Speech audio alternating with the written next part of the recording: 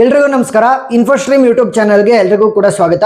ಈ ವಿಡಿಯೋದಲ್ಲಿ ನಾವು ಇನ್ನೊಂದು ಪೋಸ್ಟ್ ಫಿಕ್ಸ್ ಎವ್ಯಾಲ್ಯೂಯೇಷನ್ ಪ್ರಾಬ್ಲಮ್ ಅನ್ನ ಡಿಸ್ಕಸ್ ಮಾಡ್ತಾ ಹೋಗೋಣ. ಸೊ ಇದು VTU ಮಾಡೆಲ್ ಕ್ವಶನ್ ಪೇಪರ್ ಅಲ್ಲಿ ಕೇಳಿರುವಂತಹ ಪ್ರಾಬ್ಲಮ್ ಅನ್ನೇ ತಗೊಂಡಿದ್ದೀನಿ, ಸರಿನಾ? So VTU model question paper ಅಲ್ಲಿ ಕೇಳಿದ್ದಾರೆ. ಸೊ ಈ ಒಂದು ಪ್ರಾಬ್ಲಮ್ ಅನ್ನ ಸಾಲ್ವ್ ಮಾಡೋದಕ್ಕಿಂತ ಮುಂಚೆ ಎರಡು ತಿಂಗಳು ನಮಗೆ ಗೊತ್ತಿರಬೇಕು. ಒಂದು, ಈ ABCD ಇವುಗಳಿದಾವಲ್ಲ, ಇವುಗಳನ್ನ ನಾವೇನಂತ ಕರಿತೀವಿ? ಆಪರೆಂಟ್ಸ್ ಅಂತ ಕರಿತೀವಿ, ಸರಿನಾ? ಆಪರೆಂಟ್ಸ್.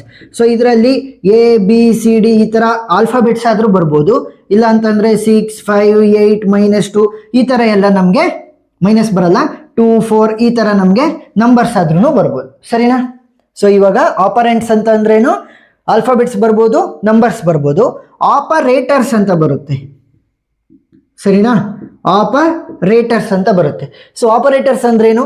ಪ್ಲಸ್ ಇರ್ಬೋದು, minus, multiplication, division, exponential, dollar.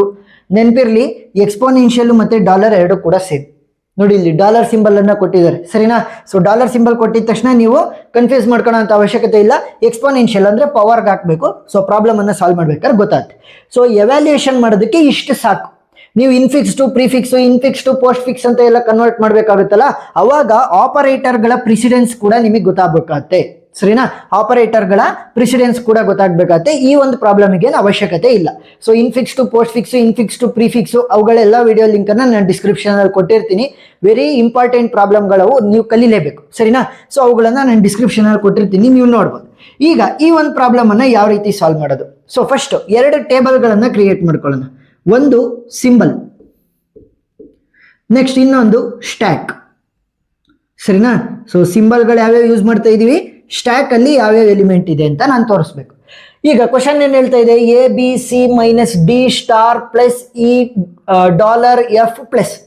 But ಅವ್ರೇನಂತ ಹೇಳ್ತಾ ಇದ್ದಾರೆ? Assume A value is equal to 6, B is equal to 5, B is equal to 3, E is equal to 1, C is equal to 2, F is equal to 7 ಅಂತ. So solution ಅಲ್ಲಿ ನೀವೇನ್ ಬರೀಬೇಕು ಅಂತಂದ್ರೆ ಒಂದ್ ಸ್ವಲ್ಪ ಎಕ್ಸ್ಟ್ರಾ ಮಾರ್ಕ್ಸ್ ಬೇಕಲ್ಲ. ಸೊ ಅದಕ್ಕೋಸ್ಕರ first expression ಏನಂತ ಕೊಟ್ಟಿದ್ದಾರೆ?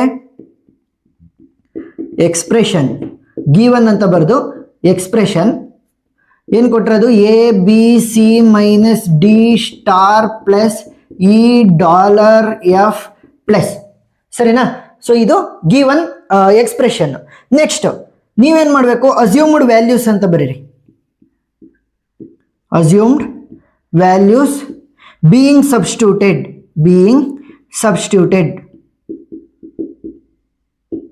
ಸೊ ಇವಾಗ ಆ ಜಾಗಕ್ಕೆ ಆ ವ್ಯಾಲ್ಯೂನ ಸಬ್ಸ್ಟಿಟ್ಯೂಟ್ ಮಾಡಿ. ಎ ಜಾಗದಲ್ಲಿ ಏನಿದೆ? 6, ಬಿ ಜಾಗದಲ್ಲಿ ಏನಿದೆ? 3, ಸಿ ಜಾಗದಲ್ಲಿ ಏನಿದೆ? 2, ಮೈನಸ್ ಡಿ ಜಾಗದಲ್ಲಿ 5 ಇದೆ.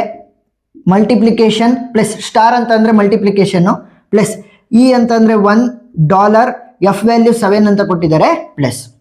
ಸೊ ಇಷ್ಟನ್ನ ಬರ್ದಾದ್ಮೇಲೆ ಪ್ರಾಬ್ಲಮ್ ಅನ್ನ ಸಾಲ್ವ್ ಮಾಡ್ತಾ ಹೋಗಿ.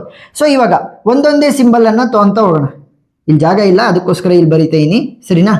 ಸೊ ಇವಾಗ ಮೊದಲನೇ ಸಿಂಬಲ್ ಯಾವುದು ನಮಗಿರೋದು? 6, ಸರಿನಾ? ಸೊ 6 ಅಂತ ಬರೀಬಹುದು, ಇಲ್ಲ ಅಂತಂದ್ರೆ A ಈಸ್ ಸಬ್ಸ್ಟಿಟ್ಯೂಟೆಡ್ as 6 ಅಲ್ವಾ? ಸೊ ಈ ರೀತಿನೇ ಬರೀರಿ. ಸೊ 6 ಇದೆ. ಸೊ ಆಪರೆಂಟ್ಗಳು ಏನಾದ್ರೂ ಬಂದ್ರೆ directly insert into the stack.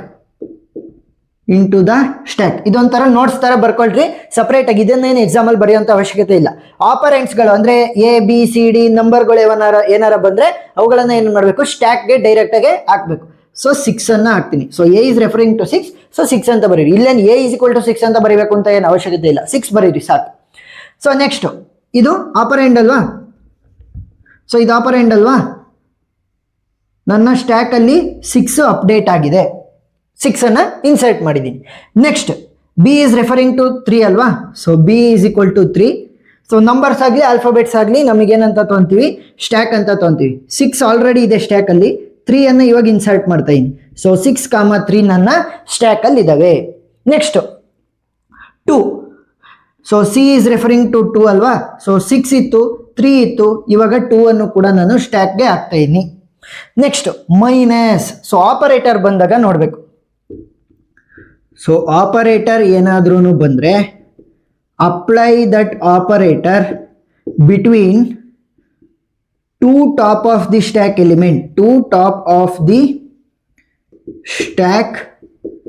Element, ಸರಿನಾ? ಟಾಪ್ ಆಫ್ ದಿ ಸ್ಟ್ಯಾಕ್ ಅಲ್ಲಿ ಇರುವಂತಹ ಎರಡು ಎಲಿಮೆಂಟ್ಗಳ ಮಧ್ಯೆ ಆ ಆಪರೇಟರ್ ಅನ್ನ ಹಾಕ್ಬೇಕು. ಸೊ ಯಾವ್ದಾದ್ರು ಆಪರೇಟರ್ ಬಂದಿರೋದು ಮೈನಸ್ ಅಲ್ವಾ? ಸೊ ಇವಾಗ ಟಾಪ್ ಆಫ್ ದಿ ಸ್ಟ್ಯಾಕ್ ಅಲ್ಲಿ ಇರೋದು ಯಾವುದು 2 ಮತ್ತೆ 3 ಅಲ್ವಾ? ಟಾಪ್ ಆಫ್ ದಿ ಸ್ಟ್ಯಾಕ್ ಅಲ್ಲಿ ಇರೋದು ಯಾವ ತರ ಹಾಕ್ಬೇಕು ಅಂತಂದ್ರೆ ಫಸ್ಟ್ ಇವರಿಬ್ರಲ್ಲಿ ಯಾರು ಫಸ್ಟ್ ಇನ್ಸರ್ಟ್ ಆಗಿರೋದು 3. ಸೊ 3 ಅನ್ನ ಫಸ್ಟ್ ಬರೀರಿ. ನೆಕ್ಸ್ಟ್ ಇನ್ಸರ್ಟ್ ಆಗಿರೋದು ಯಾರು 2, ಅವುಗಳ ಮಧ್ಯ ಆಪರೇಟರ್ ಅನ್ನ ಹಾಕ್ಬೇಕು. ಸೊ 3 - 2 ಏನಾಗುತ್ತೆ ನನಗೆ 1 ಆಗುತ್ತೆ. ಸೊ ಈಗ ನನ್ನ ಅಪ್ಡೇಟೆಡ್ ಸ್ಟ್ಯಾಕ್ ಏನಾಗುತ್ತೆ 6 ಹಂಗೆ ಉಳ್ಕೊಳುತ್ತೆ. 3 ಮತ್ತೆ 2 ಜಾಗದಲ್ಲಿ ನಾವು 1 ಅಂತ ಬರಿಬೇಕು. ಸರಿನಾ? 6 ಹಂಗೆ ಇರುತ್ತೆ. 3 - 2 ವಿಲ್ ಬಿ 1 ಈ ತರ. Next 5. So 5 is an operand. So D is referring to 5. So 6, 1 ಮತ್ತೆ 5. ಸೊ 5 ಅನ್ನ ಅಪ್ಡೇಟ್ ಮಾಡಿ ಸ್ಟ್ಯಾಕ್ಗೆ. Next multiplication is an operator. So operator ಬಂದಾಗ ಟಾಪ್ ಆಫ್ ದಿ ಸ್ಟ್ಯಾಕ್ ಅಲ್ಲಿ ಇರುವಂತಹ ಎರಡು ಆಪರೆಂಡ್ ಗಳನ್ನ ತಗೋಬೇಕು. ಸೊ ಫಸ್ಟ್ ಯಾರು ಬಂದಿರೋದು 1 ಮತ್ತೆ 5 ಅಲ್ಲಿ ಇನ್ಸರ್ಟ್ ಆಗಿರೋದು ಫಸ್ಟ್ 1 ಇನ್ಸರ್ಟ್ ಆಗಿದೆ, ನೆಕ್ಸ್ಟ್ 5 ಇನ್ಸರ್ಟ್ ಆಗಿದೆ. ಆ ಎರಡು ಆಪರೆಂಡ್ಗಳ ಮಧ್ಯ ಆಪರೇಟರ್ ಅನ್ನ ಹಾಕ್ಬೇಕು. ಯಾವ್ದಾದ್ರು ಆಪರೇಟರ್ ಸ್ಟಾರ್ ಅಂತಂದ್ರೆ ಮಲ್ಟಿಪ್ಲಿಕೇಶನ್. 1 5 ಏನಾಗುತ್ತೆ 5 ಆಗುತ್ತೆ. ಸೊ ಇವಾಗ ನಾನು ಸ್ಟ್ಯಾಕ್ ಅನ್ನ ಅಪ್ಡೇಟ್ ಮಾಡ್ಬೋದು. 6 ಹಂಗೆ ಇರುತ್ತೆ. 5 ಮತ್ತೆ 1 ಬದಲು ನಾನು 5 ಅಂತ ಬರೀಬೋದು. So 6, 5. Next plus. So plus is also an operator. So ಏನ್ ಮಾಡಬೇಕು, ಟಾಪ್ ಆಫ್ ದಿ ಸ್ಟ್ಯಾಕ್ ಅಲ್ಲಿ ಇರುವಂತಹ ಎರಡು ಎಲಿಮೆಂಟ್ ಗಳನ್ನ ತಗೋಬೇಕು ಅಂತಂದ್ರೆ ಆಪರೆಂಟ್ ಗಳನ್ನ. ಫಸ್ಟ್ 6 ಇನ್ಸರ್ಟ್ ಆಗಿದೆ, ನೆಕ್ಸ್ಟ್ 5 ಇನ್ಸರ್ಟ್ ಆಗಿದೆ. ಯಾವ್ದಿದು ಆಪರೇಟರು? Plus operator. ಸೊ 6 + 5 ಏನಾಗುತ್ತೆ 11 ಆಗುತ್ತೆ. ಸೊ ಇವಾಗ ಏನ್ ಮಾಡ್ಬೋದು ನೀವು 6 ಮತ್ತೆ 5 ಜಾಗದಲ್ಲಿ 11 ಅಂತ ಬರಿಬೋದು ಅಷ್ಟೇ. ನೆಕ್ಸ್ಟ್ 1 ಅಂತ ಇದೆ. So 1 is an operand. So E is referring to 1. So 11, 1 ಅಂತ ಅಂದ್ರೆ ಆಡ್ ಮಾಡ್ತಾ ಹೋಗ್ತೀವಿ ಸ್ಟ್ಯಾಕ್ಗೆ ಡೈರೆಕ್ಟ್ ಆಗಿ. ಸೊ ಇವಾಗ ಟಾಪ್ ಆಫ್ ದಿ ಸ್ಟ್ಯಾಕ್ ಅಲ್ಲಿ 1 ಇದೆ. Next dollar. So dollar is an operator ಬಂದಾಗ ಟಾಪ್ ಆಫ್ ದಿ ಸ್ಟ್ಯಾಕ್ ಅಲ್ಲಿ ಇರುವಂತಹ ಎರಡು ಎಲಿಮೆಂಟ್ ಗಳನ್ನ ತಗೋಬೇಕು.